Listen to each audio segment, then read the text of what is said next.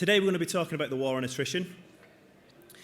Through the partnership with Independents, we've looked at a lot of different research, a lot of different numbers to look at attrition across our industry. Now, I think it's fair to say that we've done a lot of work on retention.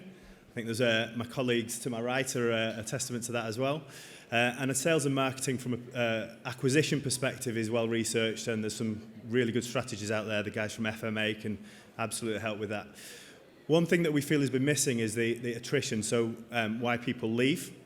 And what we've done, and we're going to explore today, we've got some research coming out towards the end of the summer, and we're going to explore some initial findings from that research that I would love to share with you, obviously get the opinions from the panellists on the panel today, but by no means is this a lecture. I really want to encourage some questions, some challenges, some feedback from an operational perspective and what you guys are seeing at site level, if that's okay. So at any point, feel free to raise your hand and we'll come to you. You can ask a question, you can throw an opinion out, and it's, as I said, the aim of the Independence Group is about sharing best practice across the sector. So let's do that during today's session. I'm not going to bore you with an introduction to myself right now, but what I'm going to do, as I said, I think we've got a lot of experience on the panel today, some industry friends and colleagues, and I'm going to allow them to introduce themselves. So hand over to yourself first, Guy, if that's all right. Thanks, Dave, and thank you for inviting me onto the panel. My name's Guy Griffiths. Apologies if you saw this intro at the start of today, but I'll just keep to the retention bit. That's basically what I've done for the last 15 years as GG Fit. We help clubs to get their members to stick around longer. Three core areas on that. One is analysis, so looking at member data, and we do a lot of that. We've been working on a lot of this report with Xplor. Second part is the more consultancy, so looking at processes and systems and coaching staff, running workshops, things like that. And the final part is sending out member comms.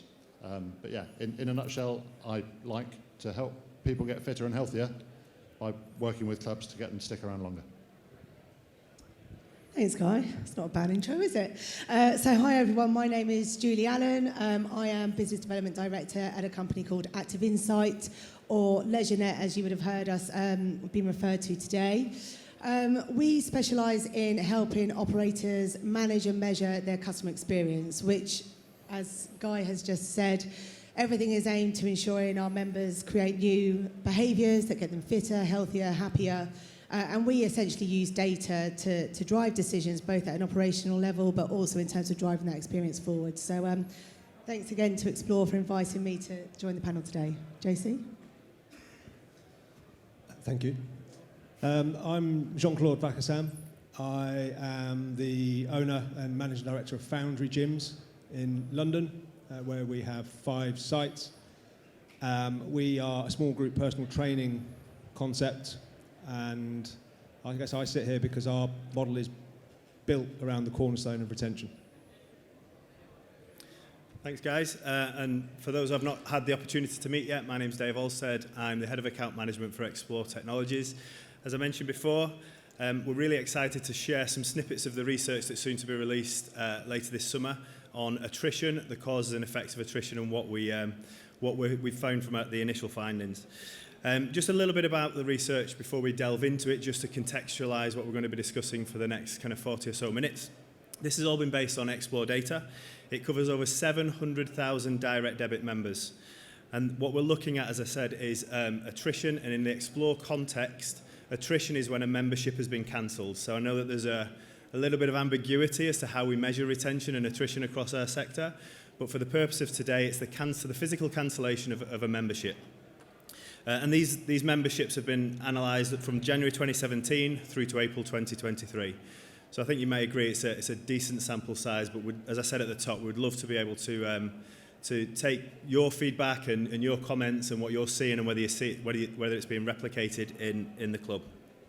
Because we do think that being able to tackle attrition, as I've mentioned at the top of the session today, we know acquisition campaigns works. I'm sure many of the people in the room today have got some great experience and results from acquisition campaigns.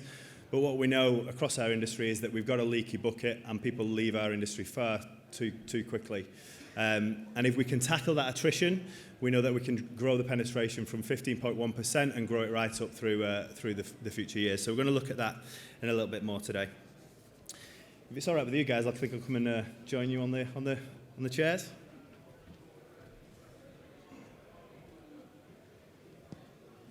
check the slides where it should be. Great. So, what we're looking at here is the reasons, excuses, and answers, hopefully, as to why people leave our industry. So you can see there's many columns on the bar graph right in front of us. And what we know is that the majority of people, so the ones highlighted in purple, are where membership payments have failed or people have cancelled directly at the bank. So effectively not come and spoke to us when it comes to leaving their gym. And then the other one is they just don't want to share a reason. So the two purple lines that you can see on that effectively are what we class as silent cancellations. And that equals 52% of all overall cancellations. Now, before I throw to the panel, one thing that's got me thinking about when I first started looking at it was a book I read quite a while ago now called Black Box Thinking. I don't know if any of you guys have read that book.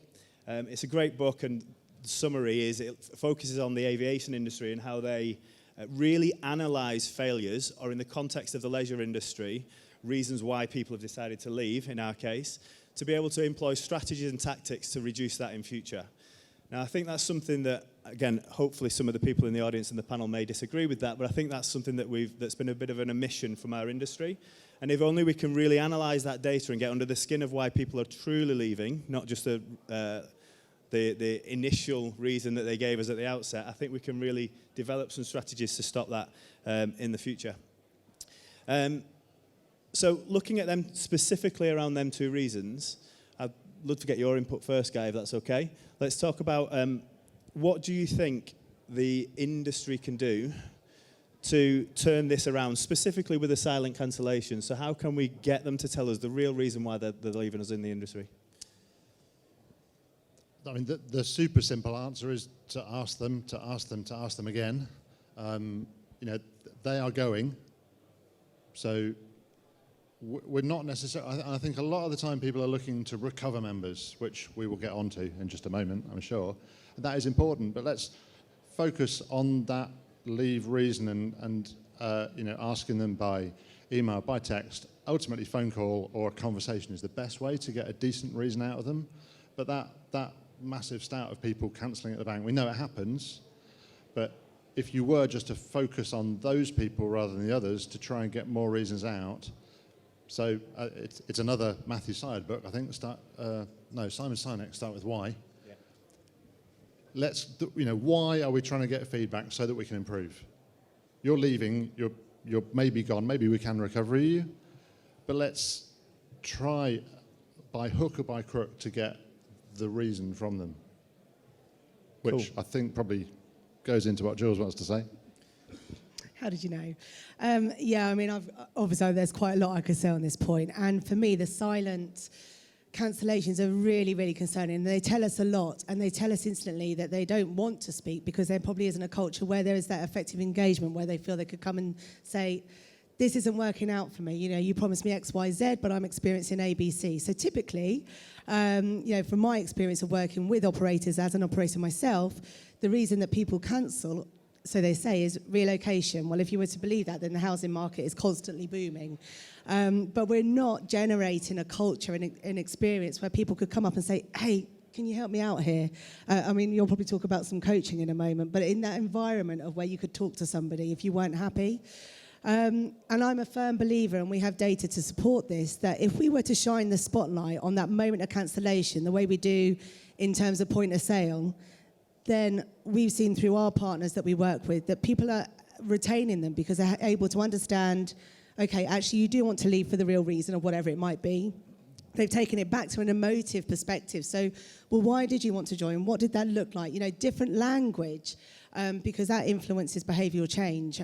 So again, I firmly believe if we give people the opportunity at that point of cancellation to have a different conversation, then we will effectively save a lot more members. JC, what do you think? I come at that from a different standpoint because you can only be part of our gym if you have coaching. So our model is different. I think we're largely wasting our time in asking the question at that point, because I think it's a bit like getting fat. It's not the one biscuit you ate that made you fat. It's the erosion of things over time that get you to that point. So I actually don't think people know. I think what happens is over a period of 3, 6, 9, 12 months, they get bored, because I'm going to stick my neck out here and say gyms are boring. Traditional gyms are boring for most people. Unless you're in the half of the percent of people who are absent members, they don't go because they don't like it. So I'm not sure people can actually objectively tell us why they've left. So I don't think we're ever going to get, and I know this is controversial, I don't think we're ever going to get a meaningful data set on it. I think the answer's got to be more around prevention than cure. I've been constantly blaming that biscuit myself, so maybe that's where I've been going wrong. The one biscuit. The one biscuit that made me fat. But I want to pull on that thread a little bit more, if that's okay, because obviously this is a substantial data set across the sector, really, not specifically focusing on, but including independents. Is this, in your model, would this reflect kind of any attrition data that you would do if you was to do something similar across the Foundry or the other gyms that you've worked at before? No, it wouldn't. Just for context, our gyms are based on a 250-member model. And in a previous life, I helped 600 other gyms copy our model ethically. It's based around coaching. So you pay a monthly fee and you have coaching rolled into your model.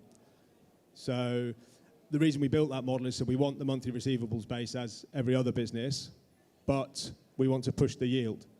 And we also want to drive experience and community, and we do that through coaching. There are lots of ways to do that, which we were talking about earlier, but we do that primarily through coaching, which drives community, and my belief is that community drives retention, not the other way around. We can have that chicken and egg conversation all day and probably get nowhere. Our levers, we do absolute levers rather than percentages, because we find that more helpful to manage. We've got, on a typical site, somewhere, let's say 200 members, and we would expect to lose 3 or 4 people a month out of those 200 members, at an average yield of somewhere between 3 and 350 quid. So our stats are miles away from the norm. Cool. Sorry, Julie, I cut across you then. Do you want to? I'm with you on the biscuit, but anyway. No, I was actually going to say I agree with you that in terms of your point around waiting for the moment somebody's looking to cancel, arguably the horse has already bolted, although we have seen through our data that we have that we are able to signpost members, and you're right, the gym is a hard place to be. Not everyone wants to be in a gym, so we need to be measuring the experience from the outset. So again, where are the gaps? How can we minimize that? Because then arguably, if you get it right at the start, you should never be in a point at the end where you don't know why they're leaving you. Not that it's a bit of a shameless plug, but in the next session I'm delivering, we're talking about sealing the leaky bucket, where we'll delve into that in a lot more detail. But I just wanted to add to that point that it's vital we're measuring experience throughout, not just, they're looking to leave. Let's try and understand it now. Cool. So another thing that jumped out at me on this particular slide is the one in between the purple two graphs. In that 13.7% of cancellations are due to lack of motivation, or lack of time, lack of motivation. What I, as an operator, used to call the superficial reasons, not the real reasons. They have once lifted the heaviest weight in the gym, which is the front door. They've motivated themselves to get through the front door, and somewhere along the way, they've lost that motivation, or that's the reason that they're giving us. So, just throw it out to the panel. Really, what do we think as an industry, as a sector, we can do to address that? We're failing at some stage for them if we was to take ownership. What can we do to kind of address that and maintain that level of motivation through their journey with us? I'll kick it off with the same that we've been talking about. I think coaching is a great way, whether it's PT or whether it's, you're buying into coaching sessions. I've seen a couple of gym owners that we've worked with today that, they really deliver coaching sessions every month or every week. It's built into membership. The other thing is building up the habit, which comes back to the previous question as well. It's building up the habit of collecting feedback. So as people join, how was that experience? After your activation, getting started, welcome session, whatever else, as long as it's not an induction. We'll get onto that as well, I'm sure. But how was that experience? So you're getting them in the habit of giving you feedback. And if they're getting out of the habit of visiting because they haven't got time, then you've also got to continue that, you've got to work hard at getting them back into the gym. And the more you do that and the more you communicate and create a community, the more likely when they do go, they'll give you some honest, reasonable feedback, or at least have a conversation about it. And you'll be able to find out more and learn more. Yeah, I mean, I was talking to a friend of mine who's not a gym goer actually about this last week, and we were sitting in the pub, and he basically said to me, if you could make the gym like the pub, but with weights, I would go. And I was like, what, with or without the beer? He was like, regardless. I think the point is that we need to make it about community. I know that's a bit of a buzzword, and it's up there with lots of other words that should be put in the bin, but it really is about a sense of belonging and making it more sticky for people. And I don't think you can do that in a transactional environment. I don't think you can have arbitrary numbers, 4,000 people walking through a door, and even if you greet me by name, that doesn't make me sticky.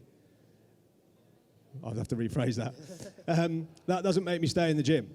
All right, so I think it needs to be experiential, and we need to create a value proposition, because I think, fundamentally, the gym itself, going to the gym is not engaging. And we got some stats in our business where we used to track weights, so we used to track progress. That used to be our USP. Come in, we have diaries, we write your program, we record your weights, we show you how great we are whilst you get great. But what we found is that we had a drop-off at 16 months. And our LTV was 60, our lifetime value was 16 months, and we sort of couldn't work out why. So then we started to look at results over time, and what we noticed is that somewhere between 12 and 20 months, people would plateau. They'd come to the gym, they'd have the honeymoon period, they'd do this, and then they'd do that. And then, of course, all the USP and all the reasons they went to the gym in the first place now become the big problem, because they're getting nowhere, they're giving up the time, and I'm still shit. And then they leave, because they get disheartened, because we've sold it on results and outcomes, and what we need to start to think is about process. And the goal is to stay in the game, isn't it? It's to stay in the gym. It's not to win in the gym. It's to keep going to the gym. So we need to start to help people build process-orientated goals as part of, with a sense of belonging, as part of a community. Yeah, absolutely, and I'll add to that actually. In terms of the motivation, a lot of people will come through with those external motivations, lose weight, tone up, get fit. We know the truth is they want to run around with little one, or they want to do this, or they want to do that. So actually we need to shift it to being intrinsically motivated, so that the gym, the pool, whatever, is just part of their life. It's not something that they do, it's part of who they are.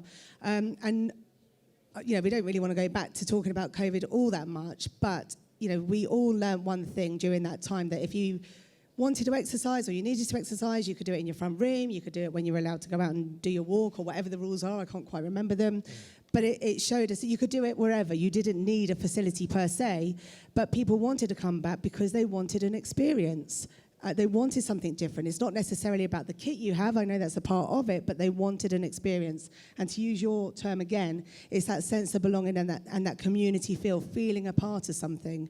I quite often think around that motivation, it's all about driving that return visit, isn't it? And it's the question of every time you get to engage with someone, your role is to simply ensure that they return at least once within the following 7 days, so we can start to shift that needle on behavioural change. And of course, it's how we do it that makes you different to your competitors. But I've found that will help with motivation. Just a quick one on progression. I think it is so important to show people progression, whether it's jumping on the Tanita scales or updating their program. And it just took me back to lockdown, and my kids doing piano lessons, and me and my lad doing taekwondo. I know this is a bit weird, but bear with me. They did virtual online exams. They didn't have to do sight reading. They thought it was great, but they did their exams and they progressed on to grade 2 and on to grade 3. Me and my lad did our taekwondo, I can't remember, green tag, something belt. My feet were not in the right position because it was all done on Zoom, but we progressed. And I think for kids, it's important to see them progressing. But to retain your members, you've got to show them that they're progressing. It doesn't have to be going up to the next grade or the next tag, but if you show someone progression all the way through, beyond 16 months, then they'll keep coming. Whether that's a badge or a belt or a grade or I don't know, but keep people progressing, you won't have this problem. Cool. Just a reminder, if anyone's got any questions or comments as we're going through, please just raise your hand and we'll come to you and go through it. Come to you. Sorry, can I Tim, I'll just close Tim down, that's easy. I think we actually stopped recording progress, and within a year the LTV jumped from 16 months to 27, which if every business could do that and grow the LTV by a year nearly, that would be transformative.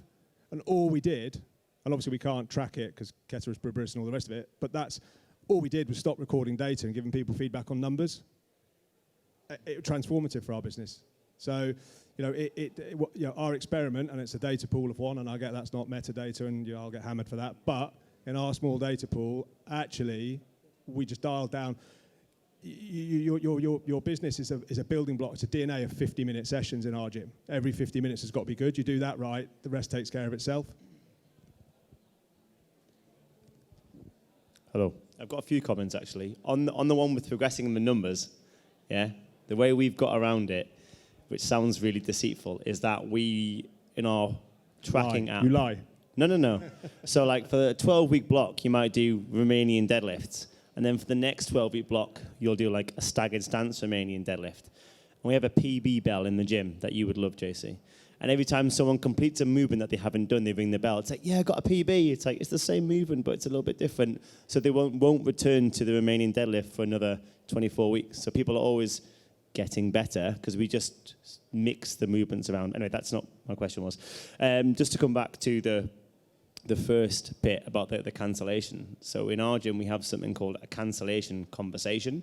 So a member cannot cancel their membership because we have a reoccurring payment, so they can't cancel their direct debits until they've spoken to me. And actually, I can count 3 people in the last 2 months who have went to cancel, and then we've offered them a solution to their problem. So this is actually, last night, we had someone who came, been a member for a long time, and had been avoiding me for the past week. I was like, you need to speak to me, because otherwise you can't go anywhere. But we're fortunate that we don't have thousands of members.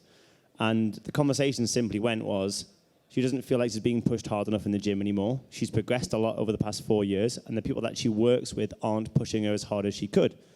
So I was basically like, well, how about we make things much harder for you? We prioritize who you pair with, but also, just so you know, you aren't that good. And she was like, I was like, if we can do that for you, would you stay? She was like, yes, done. And she might leave. But I think it's really important to have those conversations, because some of the time you can just rephrase something back to them. Like, oh, I can't afford it. Okay, well, you're drinking 10 cans of Red Bull a day. Oh, yeah, you're right, actually. It's like, oh, yeah, maybe you could.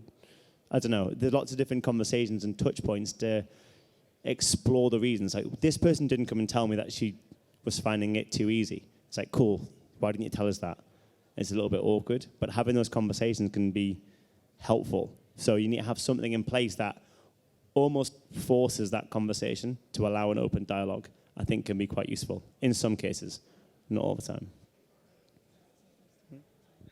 Yeah, brilliant. And I'm so pleased that you're sharing that with us today.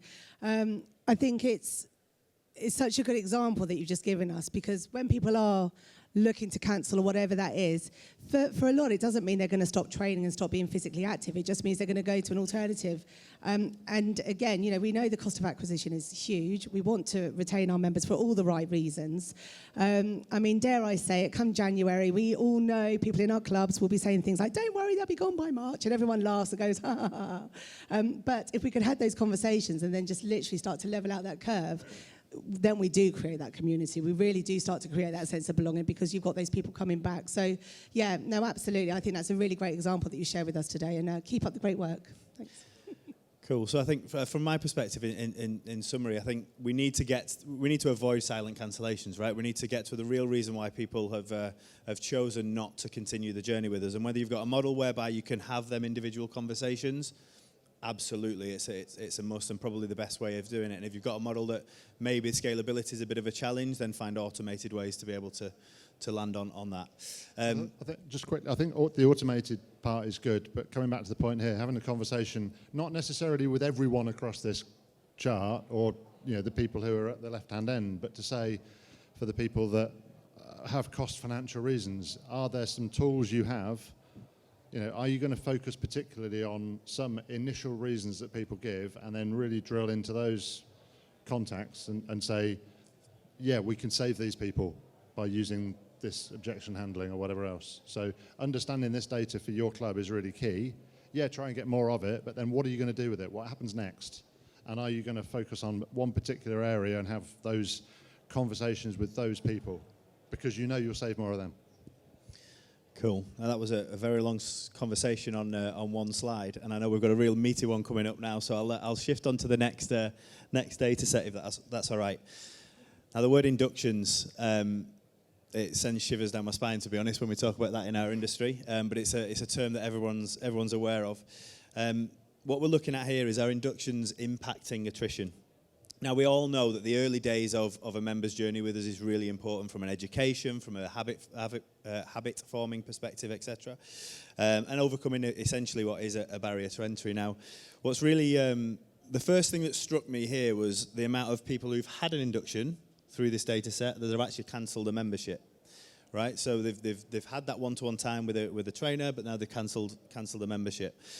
And then when I let it wash over me for a little bit, I thought, well, actually, we target, or a lot of operators will target to try and get everybody through an induction or a touch point at their initial stages with us. So it stands to reason that if we're inducting more people or showing them around the gym or whatever, we'll go on to that in a minute, I'm sure, whatever an induction consists of, then it's likely that more people are going to leave if they've had one.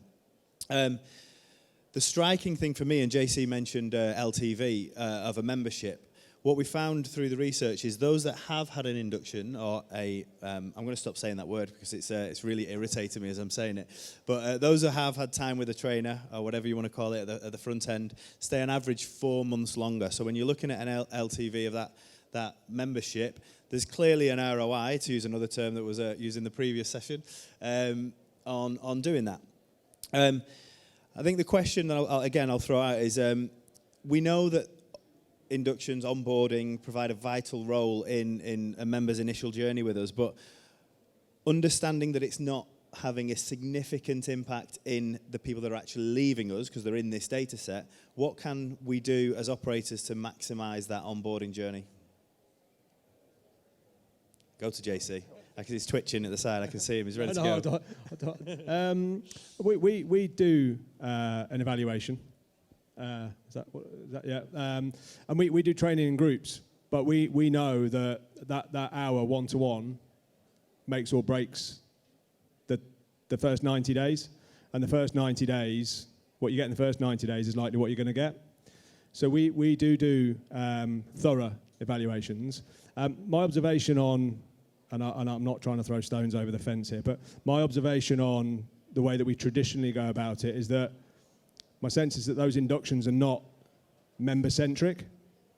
We're either trying to cover our arse from a health and safety standpoint, or we're trying to sell them PT. You get your 3 sessions. The first one's, you have 2 and 3, and then the PT gets the chance to sell you your personal training. That, for me, as I think, you're trying to make a sale after you've just made a sale. It's too early in the process. I think if we just took our foot off the throat a little bit and maybe made inductions opt in, opt out, and then maybe after 7 or 14 days we had a touch in with people, I think we'd have much stronger results. I think also most gyms where we could massively improve is put our best people to the front, because I think most inductions are done with our junior staff, and that's the first touch point that most of our clients have in the gym. And that for me is a massive mistake, because you want your worst people, in inverted commas, your beginners, with the best people in your team, not the other way around. Yeah, I mean, the onboarding piece is just so vital in terms of the overall experience. And I mean, in our prep calls for this, we spend quite a lot of time on the word induction. And so that should definitely be parked moving forward for sure. But there's a couple of concerns I have around the induction, the one-to-one. One of them being that actually the team don't see the value in it. So just sort of leading on from your point there, really. So countless times people have said, they said they didn't want an induction, so I've just fast-tracked them. But then there's either no follow-up, no touch points in place to ensure that they are remaining motivated, settling in well, or they're just have an induction which is pretty processed. Here's a tread, here's this, here's that, and there's nothing of any value. It's not customer-centric at all. We have run some separate research to the data we're sharing with you today through our consumer insight panel. And we've seen that over 60% of those that are lapsed, i.e. they haven't been in within the last 3 months, are talking about support from staff. They value people talking to them. Onboarding is now starting to come up through our research. So there is a place for an induction, a one-to-one, whatever you call it, but there needs to be value in it. And at the moment, I think for a lot, they're experiencing, here's a tread, here's this. And let's face it, the majority of our members, as we've just said, have been members of a club before. They know how kit works, but how are you going to help me achieve my goals? So I suppose my 2 points there are ensuring that our teams see the value in it so they can essentially sell the value to your member, and ensure if you are delivering a induction or whatever it is called, that it is of value and it's customer focused. 100% agree. Step one, activation, engagement session. It's not a debate, but a lot of people have had inductions. Most people don't like being induced. They've had bad experiences in the past, so we definitely shouldn't call it an induction, but it is so important. But selling it to the staff is a lot of what I do. Why does the club need to, what's in it for the member, what's in it for the staff, familiarity, confidence, all these kind of words come out. The way I always go for in terms of how do you sell a welcome session or a getting started session, you'll stay longer. People who have some kind of appointment at the start of their journey stay longer. When you're joining, you're not thinking about leaving, well, hopefully not. But we always sell it on it, you'll stay longer. And then just another little snippet on the ex-member, and I've gone back to so many clubs a year down the line, our retention's so much better, da-da-da. We've got 80% of our members having inductions now. Congratulations. But the other 20%, they're all ex-members. So, we're never going to sell them one. But they've left before. When they joined the first time or the last time, when was that? Was that 3 years ago when you were achieving 10% of inductions? Ex-members need to have some kind of welcome session onboarding more than brand new members. And I know budget gyms are out there and they've changed the industry and, good or bad, whatever you think, and they've taken away the induction barrier. I could go and join the Pure Gym group, whatever it is, down the road. I won't have to have an induction. Yeah, they don't care about you. We do. We offer good service. We make sure everyone is onboarded and everyone is comfortable and confident and familiar with the team and meets other members and will stay forever. That's why we have these. They're almost mandatory, I would say, especially if you failed once already, if you're an ex-member. You just saying that, guys, just made me think of something. So, shock. It was provoking. So guys just said, obviously when people join, they're hopefully not thinking about leaving at the same time. But in your sales process, how many people, if you have non-contract, monthly DDs, at that point during the sales process say, oh, don't worry, you can cancel at any time? And we almost plant the seed for them. I don't know, just a thought, but I've heard that happen a few times. Cool, thank you. So there's just one more point I want to pull on this, and obviously JC, you've mentioned the model that you have. Question's not going to him, by the way, because the model you have allows you to be able to provide that one-to-one coaching, right? High yield, high touch point, real value for them individual members. You mentioned budget gyms a challenge, and I'm sure there's a lot of operators who fall maybe somewhere in the middle in the room today. And given that kind of OPEX costs and labour costs are getting squeezed, I think what role in a member's journey early on with us does digital play, do you think, within our industry? I mean, I don't want to use the word hybrid because it was overused during COVID, but how can we use digital solutions to maintain that level of engagement and or identify when someone's falling away from us early doors? Well, digital has to feature from the start, absolutely. People expect a digital experience now. Again, if COVID did anything, it certainly accelerated the expectation of a digital experience alongside that in person. So absolutely, it should be there from the start. Again, there'll be algorithms within your CRM that will allow you to understand when people are at risk of dropping out, looking at their attendance. Again, vary your digital comms to support that. But obviously, we can't just rely on digital. It's there to enhance the in-person experience and support it. But for me, it's from the start that digital is present. Which way am I going?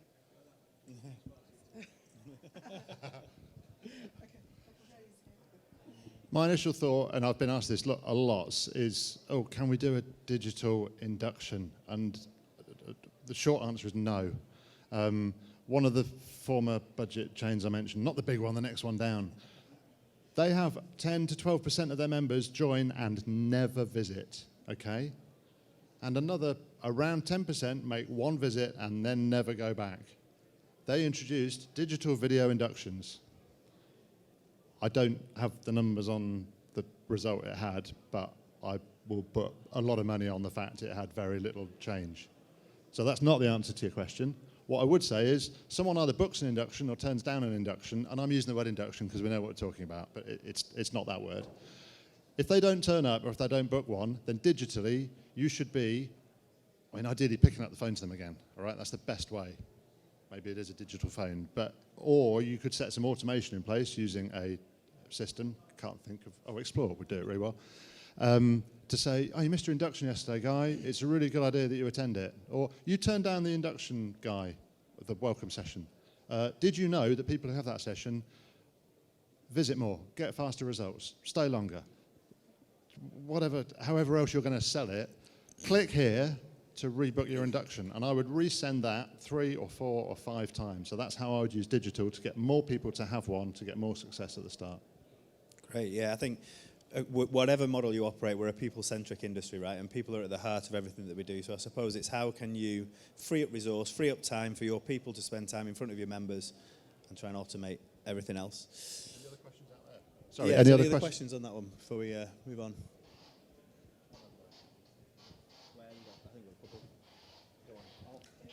I'll move.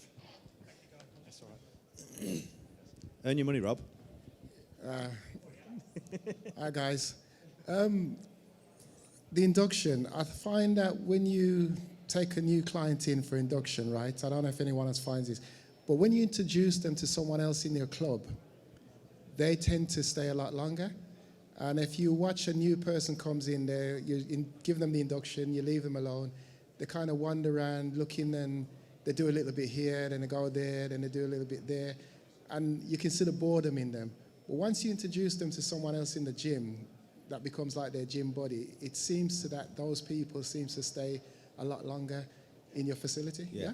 100%. People join for selfish reasons because they want to achieve something. I want to lose weight, I want to get fit, etc., etc. But they absolutely stay for social reasons, in my opinion. I think we had a question over here, Rob.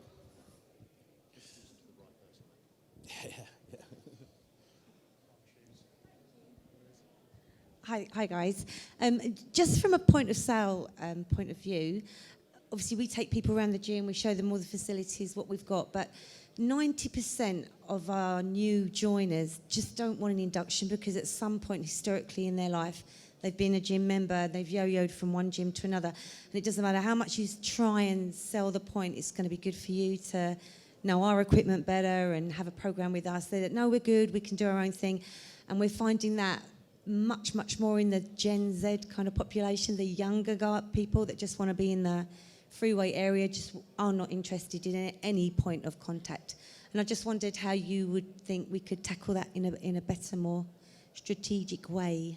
I'm going to pass to Guy actually, because I know you've got some real good thoughts on this one, haven't you? With your approach to one more visit. And so, going back to that point of making one visit. That's the first point, and then just making sure they're going to make one more. I think the first thing in that instance is the word induction, again. It's stripping it back, for me, to maybe a 15-minute, you could call it a fast start, but some kind of appointment that has a basic checklist of, I'm trying to think of a workshop we did last week. Have you got the app? Have we shown you the kit? Are you happy? Have I introduced you to another member? And when are you next coming? And have I booked you into a class? That it doesn't have to be, and I think it's also important to make it clear that you're not going to show them all the equipment and do that induction that they've had before.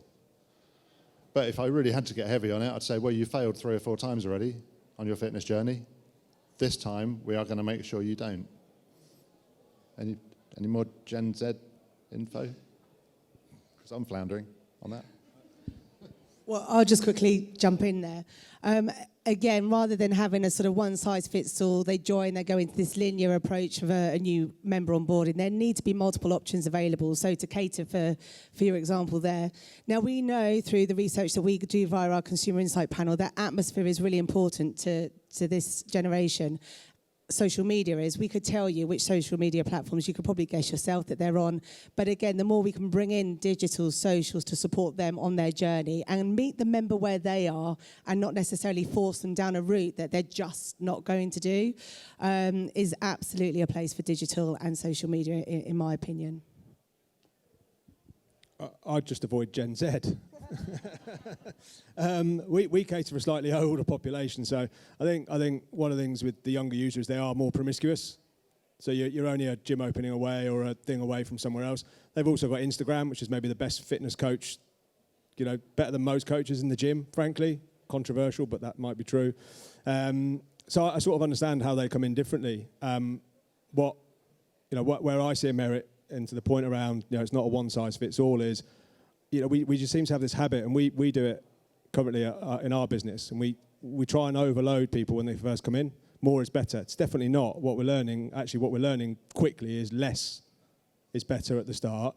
So I think there might be a strong argument at that point to sort of let people come through as they want. Sure, you don't want an induction today. I just need you to sign your life away to say if you drop a dumbbell on your foot, that's your problem. We'll be in touch again in 7 days or 14 days or 21 days via our automated platform to re-engage you to see if we can do anything at that stage. And then they get an automation. Now, we're looking at our CRM to use AI to take people on a personalised journey. But I think allow people to manage their own journey through your club. If I don't want an induction ever, leave me alone. If at day 7, 21, or whatever the next touch point is actually, I'm not getting the results I wanted, or I have dropped said dumbbell on my foot, then maybe that's the time that I might want to listen. So I think it's just a case of trying to sort of, rather than make people do what you think is some sort of preordained thing, or maybe just allow them to tap into it when they want to tap into it, if they want to tap into it.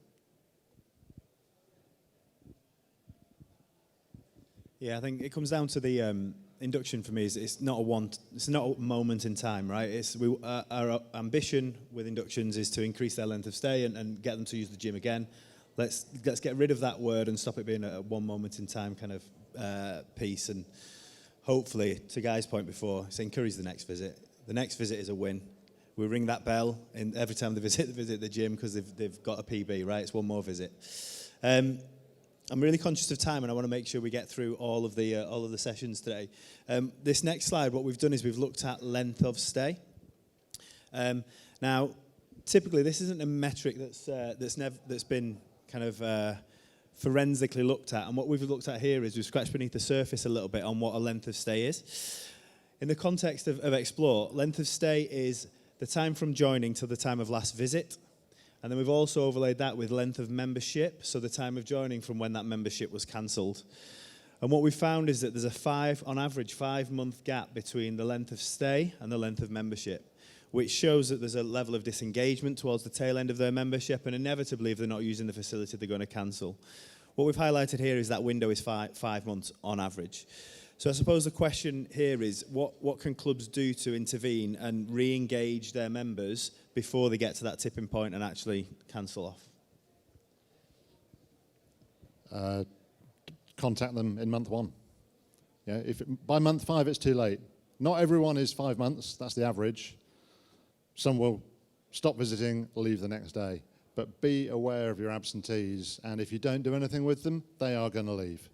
Don't be afraid of contacting them that you might cause them to leave, because if you don't contact them, they will. If you do, they will probably come back.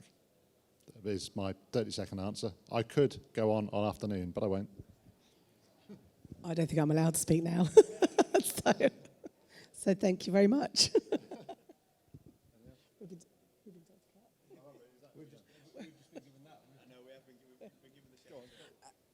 All I'll say is I'm doing a session around a bit more on customer experience in a minute. So if you want to come to that one, although, mind you, Glenn's got an awesome session in here as well, then we can talk more around your customer experience. We, of course, have our report coming, but I'll let Dave update you. Thank you. Yeah, I did warn you at the top of the session that it was a meaty discussion. I knew there was lots of opinions in the room and on the panel around some of the initial findings. As I mentioned at the top, we've got this report coming out towards the back end of summer. There's a QR code on screen now. If you want to scan that, and it'll pre-register you for the report as soon as it comes out, and we'll send you all the details. Myself and the Xplor team will be hanging around, so if anyone's got any comments, questions, or just wants to have a chat, just come and grab myself or any one of us, and I'm sure that's reciprocated by the rest of the guys on the panel. So before Rob actually gets out the Shepherd's Hook and drags me off the stage, I just want to take this opportunity to thank everybody for your attention and contribution today. It's been really good. Thanks a lot, and enjoy the rest of your day.